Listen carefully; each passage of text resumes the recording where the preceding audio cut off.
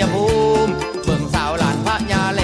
จังไฟแวละไปที่เมืองเลยหมู่เฮาเอ้ยเที่ยวภูกระดึงสวยสุดซึ้งละสาวเมียงขอนแก่นงามเป็นแม่นละสาวเมียงอุดรพาสัญจรละฮอดเมืองหนองคายสาวน้ำลายละฟังซ้ายฟังขวาตามไปมาละสะพานไทยลาวข้ามไปมาละสะพานไทยลาวกระจังหัวลอฟองฟ้ากระจังหัวลอฟองฟ้าไปเบิ่งสาวสกลอีกแน่สาวผู้ไทยน้ำลายแต่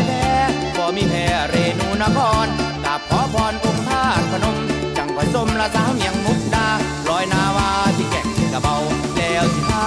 หมู่เจ้าแล้วสิพาหมู่เจ้าไปต่อเมียงอุบลละมีแต่คนอาจลาดสาวอำนาจมีแต่คนงามทั้งสารคามร้อยเอ็ดกาฬสินธุ์ฮอดสุรินทร์เที่ยวงานสั่งไงบุญบังไฟก็ที่ยะโสธรมาสะอ่อนละสาวแห่สาวแหนแล้วไปแดนละเมียงศรีสะเกษเลยเขาเพละเขาพระวิหารสวยตระการสาวบุรีรัมย์พักอำลำน้ำใจเจ้าละบ่ทักแค่นอเม็ดติ่งอีสานโอเฮาโอกะสิโอเฮาโอโอเฮาโอกะสิโอเฮาโอโอโอ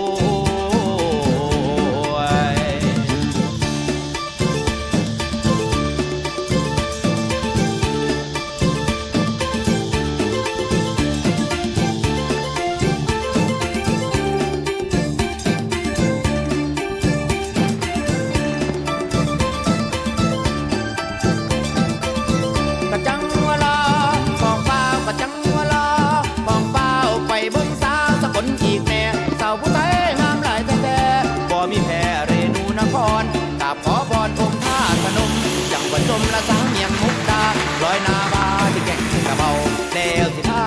หมู่เจ้าแล้วสิพาหมู่เจ้าไปต่อเมียงอุบลละมีแต่คนอาจลาดสาวอำนาจมีแต่คนงามทั้งสารคามร้อยเอ็ดกาฬสินธุ์ฮอดสุรินทร์เที่ยวงานสั่งใหญ่บุญบังไฟกะสิยะโสธรมาสะอ่อนละสาวแห่สาวแหนแล้วไปแดนเมียงศรีสะเกษเลยเขาเกละเขาพระวิหารสวยตระการสาวบุรีรัมย์พักอำลำน้ำใจเจ้าละบ่ทักแต่นอเม็ดติ่งอีสานโอเฮาโอกะสิโอเฮาโอโอเฮาโอกะสิโอเฮาโอโอเฮาโอกะสิโอเฮาโอโอเฮาโอกะสิโอเฮา